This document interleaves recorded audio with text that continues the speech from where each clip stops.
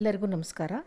ಈ ದಿನ ನಾವು ವಿಜಯನಗರ ಶ್ರೀಕೃಷ್ಣದೇವರಾಯ ಯೂನಿವರ್ಸಿಟಿಯ BCom 6ನೇ ಸೆಮಿಸ್ಟರ್ನ ಕಾಸ್ಟ್ ಅಕೌಂಟಿಂಗ್ ವಿಷಯದ 43ನೇ ಸೆಷನನ್ನು ಅಧ್ಯಯನ ಮಾಡೋಣ. ಈ ಸೆಷನಲ್ಲಿ ನಾವು ಪ್ರೋಸೆಸ್ ಕಾಸ್ಟಿಂಗಿಗೆ ಸಂಬಂಧಪಟ್ಟಂಗೆ 15 ಮಾರ್ಕ್ಸ್ ಕ್ವೆಶನ್ಸ್ನ ಹೇಗೆ ಆನ್ಸರ್ ಮಾಡೋದು ಅನ್ನೋದು ನೋಡೋಣ. ಈ ಸೆಷನಲ್ಲಿ 2 ಪ್ರಾಬ್ಲಮ್ನ ಸಾಲ್ವ್ ಮಾಡ್ತಾ ಇದ್ದೀವಿ. The manufacture of a product A requires 4 distinct processes. On completion, the product passes from process number 4 to finished stock. During the period, the following information was obtained in relation to product A. So ಇಲ್ಲಿ 4 process ಇದೆ. ಒಂದು product A complete ಆಗಿ ಬರಬೇಕಂದ್ರೆ 4 process ಬೇಕಾಗುತ್ತೆ. So ಅದ್ರ ಸಂಬಂಧಪಟ್ಟಂಗೆ details ಹೀಗಿದೆ. Elements of cost ಯಾವ್ಯಾವುದಿದೆ, total ಎಷ್ಟಿದೆ, ಆಮೇಲೆ ಪ್ರೋಸೆಸ್ 1, 2, 3, 4ಗೆ ಏನೇನು ಎಕ್ಸ್ಪೆನ್ಸಸ್ ಆಗಿದೆ ಅಂತ ಡೀಟೇಲ್ ಆಗಿ ಕೊಟ್ಟಿದ್ದಾರೆ. So direct material total 26,000, for process 1 15,000, for 2 4,000, for 3 there is no material cost, and for 4 7,000 rupees. Direct labor 26,500 total, 2,500 for process 1, 3,000 for process 2, 9,000 for process 3, and 12,000 for process 4. Direct expenses total it is 8,000, 1,000 for process 1 and no direct expenses for process 2, 2,000 for process 3, and 5,000 for process 4. Production overheads 79,500. Totally they have given production overheads 79,500. Production overhead is allocated to process on the basis of 300% on direct wages.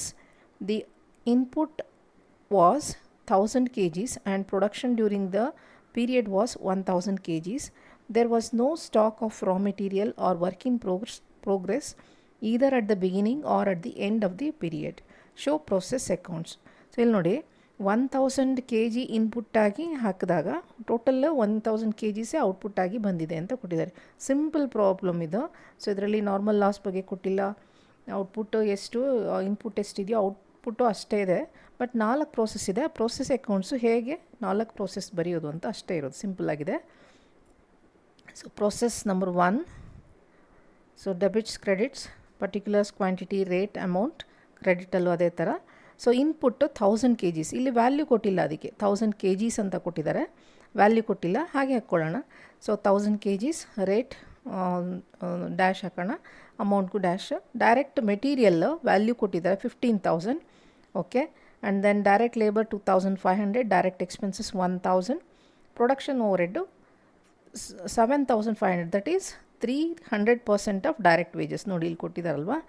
So ಇಲ್ಲಿ on the basis of production overhead is allocated to process on the basis of 300% on direct wages. So ಇಲ್ಲಿ 300% ಅಂದರೆ direct wages ಯಾವ್ಯಾವ ಪ್ರೋಸೆಸ್ಸಲ್ಲಿ ಎಷ್ಟಿತ್ತು ಅದರ 300% ತೊಗೊಳ್ಬೇಕು ಅಂತ. ಈ process 1ನಲ್ಲಿ 2,500 ಇದೆ, ಅದರ 300% ಅಂದರೆ 7,500 ಆಯಿತು. ಇಷ್ಟೇ ಇರೋದು ಪ್ರೋಸೆಸ್ 1ನಲ್ಲಿ. ಸೊ ಬೇರೆ ಏನು ಎಂಟ್ರೀಸು ಇಲ್ಲ. ಸೊ ಈಗ ಅದನ್ನು ಬಂದಿದ್ದನ್ನು ಟೋಟಲ್ ನೀವೇನು ಮಾಡಬೇಕಂದ್ರೆ ಪ್ರೋಸೆಸ್ 2ಗೆ ಟ್ರಾನ್ಸ್ಫರ್ ಮಾಡಲಿಕ್ಕಿದೆ ಅಷ್ಟೇ. ಸೊ ಇಲ್ಲಿ no normal loss, no abnormal loss, no abnormal gains or any other things. Only we have to transfer all the output to the next process, that is process 2. So ಇಲ್ಲಿ total ಮಾಡ್ಕೊಳ್ಳೋಣ. Debit side total ತೊಗೊಳ್ಳಿ. So debit side total first quantity ಕಾಲಮ್ನ close ಮಾಡಿ 1000. So ಈ ಕಡೆನೂ quantity ಕಾಲಮ್ನ close ಮಾಡಿದ್ರೆ 1000 ಏನು ಬರುತ್ತೆ ಅದನ್ನು ಪ್ರೋಸೆಸ್ 2ಗೆ ಕ್ವಾಂಟಿಟಿ ಕಾಲಮಲ್ಲಿ ಹಾಕಿ ಅದನ್ನು ಟ್ರಾನ್ಸ್ಫರ್ ತೊಗೊಳ್ತಾ ಇದ್ವಿ. ಸೊ ಪ್ರೋಸೆಸ್ 2 ಅಕೌಂಟ್ಗೆ.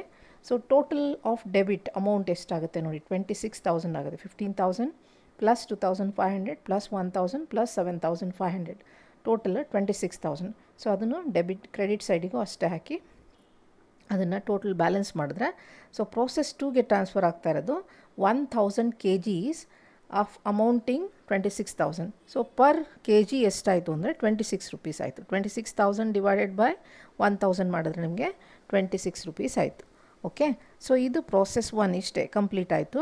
ನೆಕ್ಸ್ಟ್ ನಾವು ಪ್ರೋಸೆಸ್ 2ನ ಓಪನ್ ಮಾಡೋಣ. ನೆಕ್ಸ್ಟು ಪ್ರೋಸೆಸ್ 2ಅನ್ನು ನೋಡೋಣ.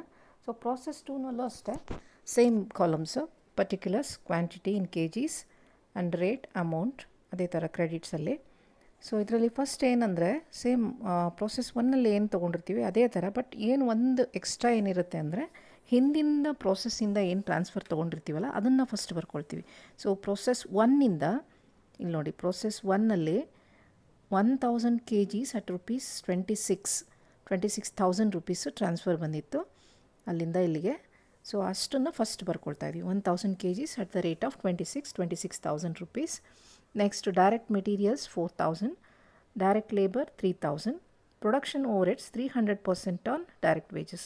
ಸೊ ವೇಜಸ್ ಎಷ್ಟಿದೆ 3,000 ಇದೆ, 3,000 ಮೇಲೆ 300% ಅಂದರೆ 9,000 ಆಯಿತು. ಇಲ್ಲಿ ನೋಡಿ, ಇಲ್ಲಿ ಇದೆ ಇದೆಲ್ಲ. ಓಕೆ, ಪ್ರೋಸೆಸ್ 2 ಅಲ್ಲಿ material 4,000, labour 3,000, 300% on direct wages. Okay, so ಇದಾದಮೇಲೆ ನೆಕ್ಸ್ಟು ಪ್ರೋಸೆಸ್ 2 ಅಕೌಂಟ್ನ ಕ್ಲೋಸ್ ಮಾಡೋಣ. ಪ್ರೋಸೆಸ್ 2 ಅಕೌಂಟ್ನ ಕ್ಲೋಸ್ ಮಾಡಬೇಕಂದ್ರೆ ಫಸ್ಟ್ ಕ್ವಾಂಟಿಟಿ ಕಾಲಮ್ನ ಕ್ಲೋಸ್ ಮಾಡಿ. ಡೆಬಿಟ್ಸಲ್ಲಿ ಎಷ್ಟಿದೆ, ಸೊ 1000 kgs ಟೋಟಲ್ ಕ್ವಾಂಟಿಟಿ ಇದೆ. ಸೊ ಅದನ್ನು ಟೋಟಲ್ ಅಮೌಂಟು 42,000. ಸೊ ಅದನ್ನು ಬ್ಯಾಲೆನ್ಸ್ ಮಾಡಿ 1000 kgsೇ ಇರುತ್ತೆ ಔಟ್ಪುಟ್ಟು ಪ್ರೋಸೆಸ್ 2 ಅಲ್ಲಿ. ಅದನ್ನು ಪ್ರೋಸೆಸ್ 3ಗೆ ಟ್ರಾನ್ಸ್ಫರ್ ಮಾಡ್ತಾಯಿದ್ದೀವಿ. ಸೊ ಇಲ್ಲಿ 4 ಕಂಟಿನ್ಯೂಸ್ ಪ್ರೋಸೆಸ್ ಇದೆ. ಸೊ 1ಇಂದ 2ಗೆ, 2ಇಂದ 3ಗೆ, 3ಇಂದ 4ಗೆ, 4ಇಂದ ನೆಕ್ಸ್ಟು ಫಿನಿಶ್ಡ್ ಸ್ಟಾಕ್ ಅಕೌಂಟ್ಗೆ ಅದು ಟ್ರಾನ್ಸ್ಫರ್ ಆಗಬೇಕು. ಸೊ ಇಲ್ಲಿ ಟೋಟಲ್ಲು 1000 kgs ಔಟ್ಪುಟ್ ಇದೆ. ಸೊ 42,000 ಅಮೌಂಟ್ ಅಂದರೆ per K G it is 42,000 divided by 1000 ಅಂದರೆ 42 ರುಪೀಸ್ ಪರ್ ಕೆ ಜಿ ಆಯಿತು. Okay, next process 3. ಸೊ ಮತ್ತು ಪ್ರೋಸೆಸ್ 2ಇಂದ ಏನು ಬಂದಿತ್ತಲ್ಲ ಪ್ರೋಸೆಸ್ 3ಗೆ ಅದನ್ನು ಫಸ್ಟ್ ಬರ್ಕೊಳ್ತಾ ಇದ್ದೀವಿ ಡೆಬಿಟ್ಸಲ್ಲಿ, same columns. 2 process 2 1000 kgs 42 per K G 42,000. So next direct labour 9,000 ಇದೆ ಪ್ರೋಸೆಸ್ 3ಅಲ್ಲಿ, direct expenses 2,000, production overhead 300% on direct wages ಅಂದರೆ, ಸೊ ಇಲ್ಲಿ 9,000 ಇಂಟು 3 ಮಾಡಿದ್ರೆ 27,000 ಆಯಿತು. ಸೊ ನೆಕ್ಸ್ಟ್ ಅದನ್ನು ಡೆಬಿಟ್ಸ್ನ ಟೋಟಲ್ ತೊಗೊಳ್ಳಿ. ಕ್ವಾಂಟಿಟಿ ಟೋಟಲ್ ಮಾಡಿದಾಗ 1,000 and then amount total is 80,000. So ಅದನ್ನು ಬ್ಯಾಲೆನ್ಸ್ ಮಾಡಿ ಕ್ರೆಡಿಟ್ ಸೈಡಲ್ಲಿ. So total is 1000 kgs only, total amount is 80,000. So per K G it is 80,000 divided by 1000 ಅಂದರೆ 80 ಪರ್ ಕೆ ಜಿ ಆಯಿತು. Okay, next will move on to process 4. Simple problem ಇದು. So next process 3ಇಂದ process 4ಗೆ transfer ಆಗಿದೆ 1000 kgs at the rate of 80 per K G, 80,000 rupees. Direct material cost ಈ ಪ್ರೋಸೆಸ್ಸಲ್ಲಿ process 4ಅಲ್ಲಿ 7,000, direct labour 12,000, direct expenses 5,000. Production overheads 300% ಇದೆ. So 12,000 into 3 ಮಾಡಿದ್ರೆ 36,000 ಆಯಿತು. ಸೊ ನೆಕ್ಸ್ಟ್ ಅದನ್ನು ಅದೇ ಥರ ಬ್ಯಾಲೆನ್ಸ್ ಮಾಡಿ total quantity 1000 kgs, amount 1,40,000. So balance ಮಾಡಿದಾಗ ನಮಗೆ ಇಲ್ಲಿ 1000 kgs ಫಿನಿಶ್ಡ್ ಸ್ಟಾಕಿಗೆ ಟ್ರಾನ್ಸ್ಫರ್ ಮಾಡಬೇಕು. ಟೋಟಲ್ಲು 1,40,000 ಅಮೌಂಟ್ ಆಗಿದೆ. ಸೊ ಪರ್ ಕೆ ಜಿ ಅಂದಾಗ ಡಿವೈಡ್ ಮಾಡಿ 1,40,000 ಡಿವೈಡೆಡ್ ಬೈ 1000 ಅಂದರೆ ಸೊ ನಿಮಗೆ 140 ರುಪೀಸ್ ಪರ್ ಕೆ ಜಿ ಆಯಿತು. ಸೊ ಫಿನಿಶ್ಡ್ ಸ್ಟಾಕ್ ಅಕೌಂಟ್ನು ಹಾಗೆ ಪ್ರಿಪೇರ್ ಮಾಡೋಣ. ಸೇಮ್ ಕಾಲಮ್ಸು ಪ್ರೋಸೆಸ್ 4ಇಂದ ಟ್ರಾನ್ಸ್ಫರ್ ಆಗಿದೆ to process 4 1000 kgs at the rate of 140 and total is 1,40,000. Balance so finish stock ಇದೆ ಸ್ಟಾಕಲ್ಲಿ, ಸೊ ವೇರ್ ಹೌಸಲ್ಲಿ. ಸೊ ಅದನ್ನು ಬ್ಯಾಲೆನ್ಸ್ ಕ್ಯಾರಿ ಡೌನ್ ಮಾಡ್ತಾ ಇದ್ದೀವಿ. ಸೊ ಇಲ್ಲಿ 1,40,000 amount, so 1000 kgs. Okay, so ಇದು simple problem. ಒಂದು ಪ್ರೋಸೆಸ್ಸಿಂದ ಇನ್ನೊಂದು ಪ್ರೋಸೆಸ್ಸಿಗೆ ಹೇಗೆ ಟ್ರಾನ್ಸ್ಫರ್ ಆಗುತ್ತೆ ಅದನ್ನು ಹೇಗೆ ಬರಿಬೇಕು ಅನ್ಲಿಕ್ಕಷ್ಟೇ. ಇಲ್ಲಿ ನಾರ್ಮಲ್ ಲಾಸ್ ಇಲ್ಲ, ಅಬ್ನಾರ್ಮಲ್ ಲಾಸ್ ಇಲ್ಲ, ಅಬ್ನಾರ್ಮಲ್ ಗೇನ್ ಇಲ್ಲ. So no any extra so adjustments, only simple process accounts. Okay, next ಇನ್ನೂ ಒಂದು ಪ್ರಾಬ್ಲಮ್ ಸಾಲ್ವ್ ಮಾಡೋಣ.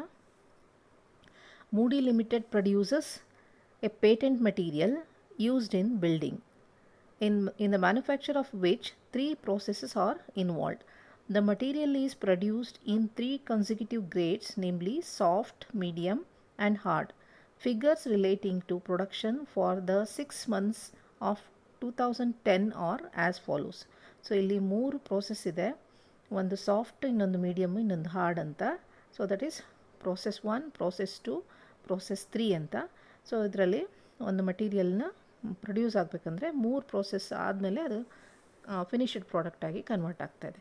ಸೊ ಅದಕ್ಕೆ ಸಂಬಂಧಪಟ್ಟಂಗೆ ಎಕ್ಸ್ಪೆನ್ಸಸ್ ಏನು ಅಂತ ಕೊಟ್ಟಿದ್ದಾರೆ ನೋಡಿ. Raw material used in tons. Process 1ನಲ್ಲಿ 1000 ಟನ್ಸ್ ಯೂಸ್ ಮಾಡಿದ್ದಾರೆ. ಪ್ರೋಸೆಸ್ 2ಅಲ್ಲಿ ಹೊಸ ಅಡಿಷನ್ ಏನೂ ಇಲ್ಲ. ಸೊ ಇಲ್ಲಿ ಡ್ಯಾಶ್ ಕೊಟ್ಟಿದ್ದಾರೆ. ಸೊ ಏನು ರಾ ಮೆಟೀರಿಯಲ್ನ ಇನ್ಪುಟ್ಸ್ ಇಲ್ಲ ಸೆಕೆಂಡ್ ಆ್ಯಂಡ್ ಥರ್ಡಲ್ಲಿ ಹೊಸದಾಗಿ. So cost of material per ton 200 and for process 1 only. Manufacturing wages and expenses 72,500 for process 1, 40,800 for process 2, 10,710 for process 3. Weight lost 5% for process 1, 10% for process 2, 20% for process 3. Scrap bracket ಅಲ್ಲಿ sold at rupees 50 per ton. So ಎಷ್ಟೆಷ್ಟಿದೆ ಒಂದೊಂದು ಪ್ರೋಸೆಸ್ಸಲ್ಲೂ scrap ಎಷ್ಟಾಗಿದೆ ನೋಡಿ. 50 tons in process 1, 30 tons in process 2, 51 tons in process 3. So ಇಲ್ಲಿ ಎರಡು ಕೊಟ್ಟಿದ್ದಾರೆ. Weight last ಅಂತ ಒಂದಿದೆ, ಇನ್ನೊಂದು ಸ್ಕ್ರ್ಯಾಪ್ ಅಂತ ಇದೆ. ಹಿಂದಿನ ಸೆಷನಲ್ಲಿ ಈ ಥರದ್ದು ಒಂದು ಪ್ರಾಬ್ಲಮ್ ಒಂದು ಪ್ರೋಸೆಸ್ಸಿಂದು ಮಾಡಿದ್ವಿ ನಾವು. ಇಲ್ಲಿ ವೆಯ್ಟ್ ಲಾಸ್ಟ್ ಅಂದರೆ it is nothing but normal loss without scrap value. ಇನ್ನೊಂದು ಸ್ಕ್ರ್ಯಾಪ್ ಅಂತ ಇರೋದು normal loss with scrap value ಆಗುತ್ತೆ. Okay, the product is dealt with as follows. So output ಬಂದಿದ್ದನ್ನು ಹೇಗೆ ಪ್ರತಿಯೊಂದು ಪ್ರೋಸೆಸ್ಸಲ್ಲೂ ಹೇಗೆ ಬಂದಿದ್ದನ್ನು ಔಟ್ಪುಟ್ನ ಹೇಗೆ ಡೀಲ್ ಮಾಡ್ತಾ ಇದ್ದಾರೆ ಅಂತ ಕೊಟ್ಟಿದ್ದಾರೆ. ಟ್ರಾನ್ಸ್ಫರ್ ಟು ನೆಕ್ಸ್ಟ್ ಪ್ರೋಸೆಸ್ ನೋಡಿ. ಪ್ರೋಸೆಸ್ 1ಅಲ್ಲಿ ನೆಕ್ಸ್ಟ್ ಪ್ರೋಸೆಸ್ಸಿಗೆ ಹಿಂಗಂದರೆ ಸೊ ಪ್ರೋಸೆಸ್ 1ಇಂದ ಪ್ರೋಸೆಸ್ 2ಗೆ 66 2/3% ಆಫ್ ದಿ ಔಟ್ಪುಟ್ಟು ಹೋಗಬೇಕು. ಅದೇ ಥರ ಪ್ರೋಸೆಸ್ 2ಇಂದ 3ಗೆ 50% ಹೋಗುತ್ತೆ. ಓಕೆ, ಸೊ ಟ್ರಾನ್ಸ್ಫರ್ ಟು ವೇರ್ ಹೌಸಿಗೆ ಯಾವ ಥರ ಅಂತಂದರೆ ಪ್ರೋಸೆಸ್ 1ಅಲ್ಲಿ ಸೊ ಏನು ಪೋರ್ಷನ್ 100% ಇರುತ್ತಲ್ಲ, 100%ಅಲ್ಲಿ ಪ್ರೋಸೆಸ್ 1ಇಂದ 2ಗೆ 66 2/3%, ಪ್ರೋಸೆಸ್ 2ಗೆ 33 1/3% ಫಿನಿಶ್ಡ್ ಸ್ಟಾಕ್ ಆಗಿ ವೇರ್ ಹೌಸಿಗೆ ಹೋಗ್ತಾಯಿದೆ. ಪ್ರೋಸೆಸ್ 2 ಅಲ್ಲಾದರೆ ಪ್ರೋಸೆಸ್ 3ಗೆ 50% ಹೋಗುತ್ತೆ, ಇನ್ನೂ ಉಳಿದಿದ್ದು 50% ಫಿನಿಶ್ಡ್ ಸ್ಟಾಕ್ ಆಗಿ ವೇರ್ ಹೌಸ್ಗೆ ಹೋಗ್ತಾಯಿದೆ. ಸೊ ನೆಕ್ಸ್ಟ್ ಪ್ರೋಸೆಸ್ 3ಅಲ್ಲಿ ಇಡೀ ಏನು ಬಂದಿರುತ್ತಲ್ಲ ಔಟ್ಪುಟ್ಟು, ಪ್ರೋಸೆಸ್ 3ದ ಔಟ್ಪುಟ್ಟು ಅಷ್ಟನ್ನು ವೇರ್ ಹೌಸ್ಗೆ ಟ್ರಾನ್ಸ್ಫರ್ ಮಾಡ್ತಾಯಿದೆ. ಯಾಕಂದರೆ ನೆಕ್ಸ್ಟ್ ಯಾವುದು ಪ್ರೋಸೆಸ್ ಇಲ್ಲ ಅದರಿಂದ ಅದನ್ನು ವೇರ್ ಹೌಸ್ಗೆ ಟ್ರಾನ್ಸ್ಫರ್ ಮಾಡ್ತಾಯಿದ್ದಾರೆ. Okay, you are required to prepare an account for each process showing the cost per ton of each process. So ಪ್ರತಿಯೊಂದು ಪ್ರೋಸೆಸ್ಸಲ್ಲೂ ಎಷ್ಟು ಕಾಸ್ಟ್ ಆಗುತ್ತೆ ಅಂದರೆ ನಾರ್ಮಲ್ ಕಾಸ್ಟ್ ಪರ್ ಟನ್ ಎಷ್ಟಾಗುತ್ತೆ ಅಂತ ಕಂಡುಹಿಡಲಿಕ್ಕೆ ಕೇಳಿದ್ದಾರೆ. ಸೊ ಪ್ರೋಸೆಸ್ ಅಕೌಂಟ್ನ ಪ್ರಿಪೇರ್ ಮಾಡಿಬಿಟ್ಟು. Okay, so process 1 account input ಎಷ್ಟಿದೆ ಫಸ್ಟ್ ನೋಡಿ. ಇನ್ಪುಟ್ಟು ಪ್ರೋಸೆಸ್ 1ಅಲ್ಲಿ 1000 ಟನ್ಸ್ ಇದೆ, ರೇಟ್ ಇಟ್ ಈಸ್ 200. ಹಾಗೆಯೇ ನೋಡ್ಬಿಡೋಣ. Manufacturing wage and expenses 72,500. Weight lost ಅಂದರೆ that is normal loss without scrap value 5%. Scrap ಅಂತ ಕೊಟ್ಬಿಟ್ಟು 50 ಟನ್ಸ್ ಕೊಟ್ಟಿದ್ದಾರೆ. ಅಂದರೆ ಪ್ರೋಸೆಸ್ 1ಅಲ್ಲಿ scrap that is normal loss with scrap value 50 tons. So ಅದ್ರ sale value 50 per ton, rupees 50 per ton. Okay, ಅಷ್ಟನ್ನು first ಬರ್ಕೊಳ್ಳೋಣ. 1000 tons at the rate of 200 per ton. So ಅಲ್ಲಿಗೆ ನಮಗೆ 2 lakh rupees ಆಯಿತು.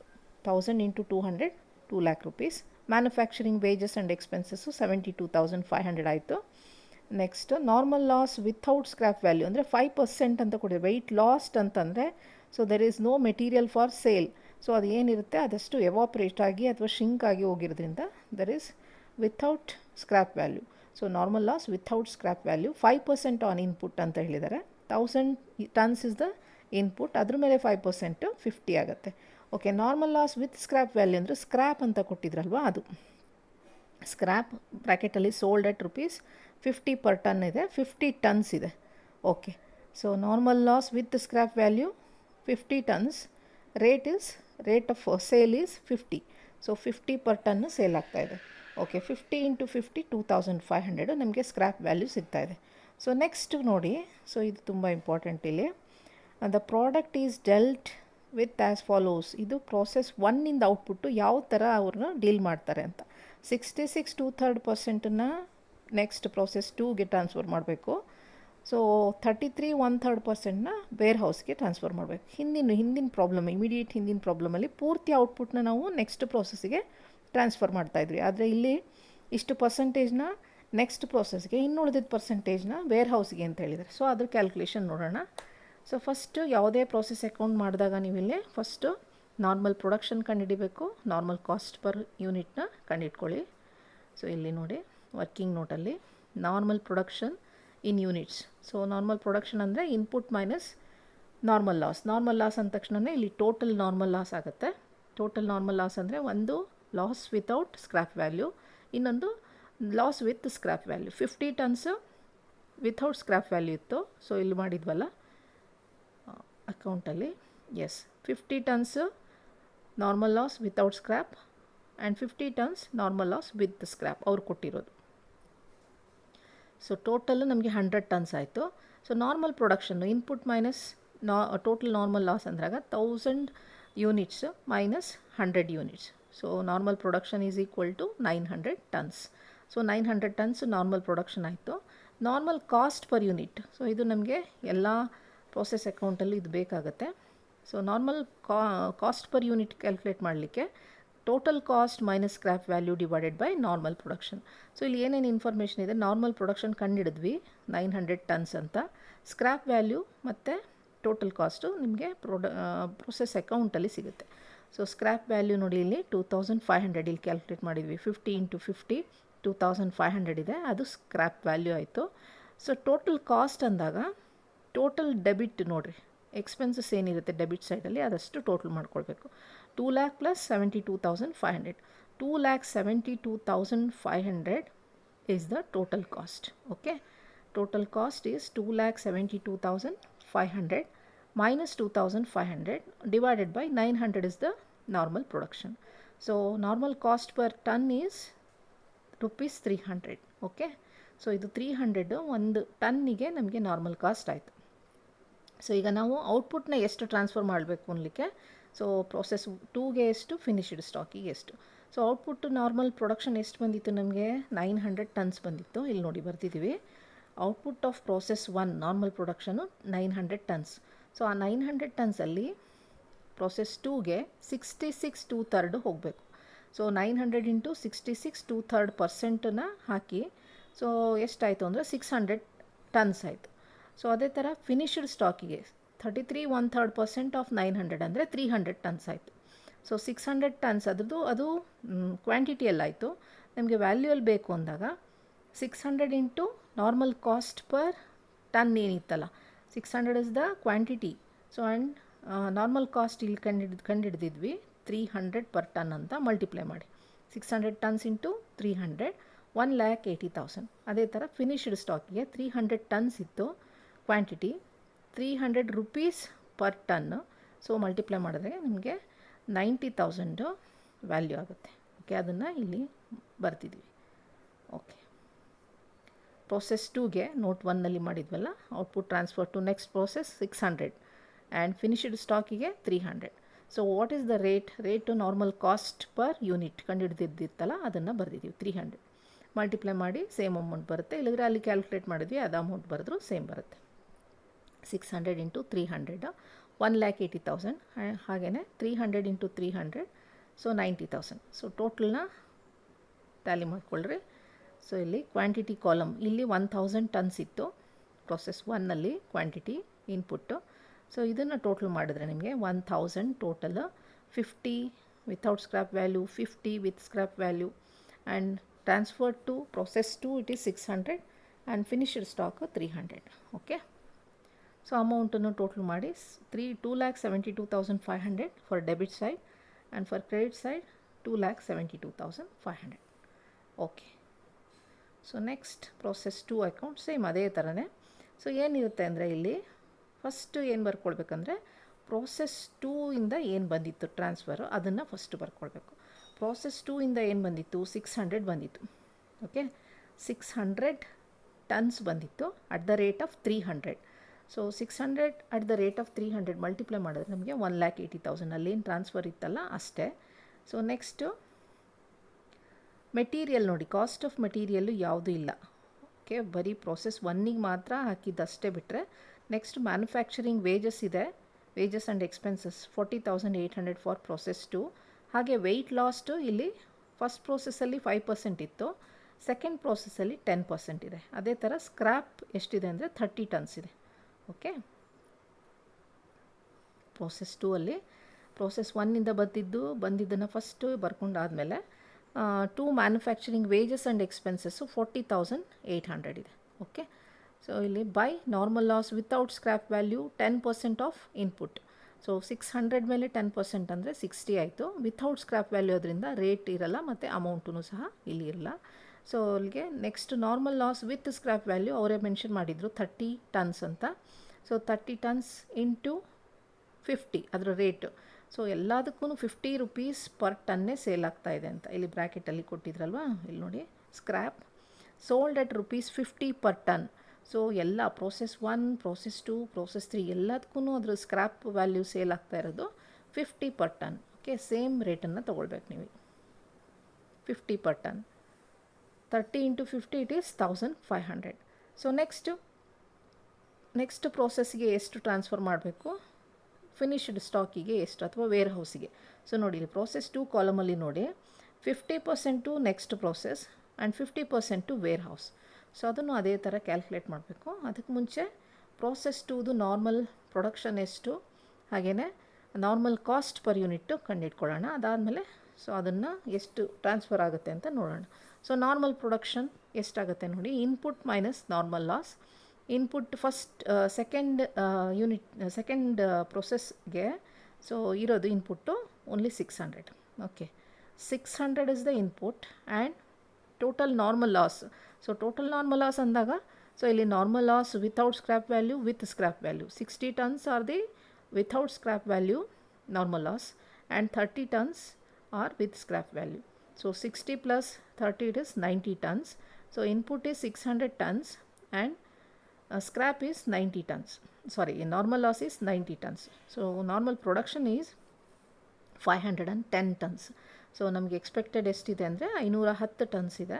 So ಈಗ normal cost per ಯೂನಿಟ್ನ calculate ಮಾಡೋಣ. Normal cost per ಯೂನಿಟ್ಗೆ formula total cost minus scrap value divided by normal production. So total cost ಮತ್ತು scrap value ನಮಗೆ ಅಕೌಂಟಲ್ಲಿ process account 2 ಅಲ್ಲಿ ಸಿಗುತ್ತೆ. ಎಸ್, ಸೊ ಟೋಟಲ್ ಕಾಸ್ಟ್ ಅಂದ ತಕ್ಷಣ ಡೆಬಿಟ್ ಸೈಡಿಂದು ಎಕ್ಸ್ಪೆನ್ಸಸ್ ಏನೇನಿದೆ ನೋಡಿ, ಪ್ರೋಸೆಸ್ 1ಇಂದ ಟ್ರಾನ್ಸ್ಫರ್ ಆಗಿರೋದು 1,80,000 ಪ್ಲಸ್ 40,800. ಸೊ ಇವೆರಡು ಎಕ್ಸ್ಪೆನ್ಸ್ ಇರೋದು, ಇವೆರಡು ಟೋಟಲ್ ಮಾಡಿದ್ರೆ ನಿಮಗೆ 2,20,800 ಆಗಿದೆ. ಸ್ಕ್ರ್ಯಾಪ್ ವ್ಯಾಲ್ಯೂ ಎಷ್ಟಿದೆ ನೋಡಿ, ಇಲ್ಲಿ ವಿತ್ ಸ್ಕ್ರ್ಯಾಪ್ ವ್ಯಾಲ್ಯೂ ಇಲ್ಲಿ ಬರೆದಿದ್ದೀವಿ 1,500 ಅಂತ. ಸೊ ಆ 1,500 ಸ್ಕ್ರ್ಯಾಪ್ ವ್ಯಾಲ್ಯೂ ಆಯಿತು. Okay, 2,20,800 minus 1,500 is the scrap value divided by normal production 510 will ಮೇಲೆ ಕ್ಯಾಲ್ಕುಲೇಟ್ ಮಾಡಿದ್ದೀವಿ 510 tons. Okay, normal cost per unit ನಿಮಗೆ ₹430 ಪರ್ ಟನ್ ಆಯಿತು. ಓಕೆ, ಸೊ ಇದು 430 per ton is the normal cost per unit and normal production is 510. So ಇದರಲ್ಲಿ ನಾವು 50%ನ process 3ಗೆ ಕಳಿಸ್ಬೇಕು, ಇನ್ನು 50%ನ finished stock wear ಹೌಸಿಗೆ ಕಳಿಸ್ಬೇಕು. ಸೊ ಅಂದರೆ ಎದರಿಂದ ಅಂದರೆ ನಮಗೆ ನಾರ್ಮಲ್ ಪ್ರೊಡಕ್ಷನ್ ಏನು ಔಟ್ಪುಟ್ ಆಗಿ ಬಂದಿತ್ತಲ್ಲ 510 ಟನ್ಸಲ್ಲಿ ಅದರಲ್ಲಿ. ಸೊ ಪ್ರೋಸೆಸ್ 3ಗೆ 50% of 510 tons that is 255 tons. ಅದೇ ಥರ ಫಿನಿಶ್ಡ್ ಸ್ಟಾಕಿಗೆ ಅಥವಾ ವೇರ್ ಹೌಸಿಗೆ 50% ಆಫ್ 510 ಅಂದಾಗ ಸೊ 255 ಟನ್ಸ್ ಆಯಿತು. ಓಕೆ, ಅದ್ರ ವ್ಯಾಲ್ಯೂ ಎಷ್ಟು ಅಂದರೆ ಇದು ಕ್ವಾಂಟಿಟಿಯಲ್ಲಿ ಆಯಿತು, 255 ಟನ್ಸ್ ಅನ್ನೋದು ಕ್ವಾಂಟಿಟಿಯಲ್ಲಾಯಿತು. ಸೊ ಅದೇ ವ್ಯಾಲ್ಯೂನಲ್ಲಿ ನೋಡಬೇಕಂದ್ರೆ 255 tons into 430 per ton normal cost per unit ಏನು ಬಂದಿತ್ತಲ್ಲ, ಸೊ ಅದನ್ನೇ ಹಾಕ್ಕೊಳ್ಬೇಕು. 255 tons into ₹430. So that is equal to ₹1,09,650. Finished ಸ್ಟಾಕಿಗೆ ಅಥವಾ ವೇರ್ ಹೌಸಿಗೆ ಹೋಗೋದು ಅಷ್ಟೇ ಇರುತ್ತೆ. 255 ಟನ್ಸ್ ಇಂಟು 430 ಅಂದಾಗ ಸೊ ಇಲ್ಲಿ ₹1,09,650 ಆಯಿತು. ಸೊ ಇದು ಪ್ರೋಸೆಸ್ 2 ಅಲ್ಲಿ ಬರೆಯೋಣ. ಸೊ ಪ್ರೋಸೆಸ್ 3ಗೆ ಹೋಗ್ತಾ ಇರೋದು. ಸೊ ಪ್ರೋಸೆಸ್ 2 ಅಲ್ಲಿ ಬೈ ಪ್ರೋಸೆಸ್ 3 ನೋಟಲ್ಲಿ ಕ್ಯಾಲ್ಕುಲೇಟ್ ಮಾಡಿದ್ದಿದೆ.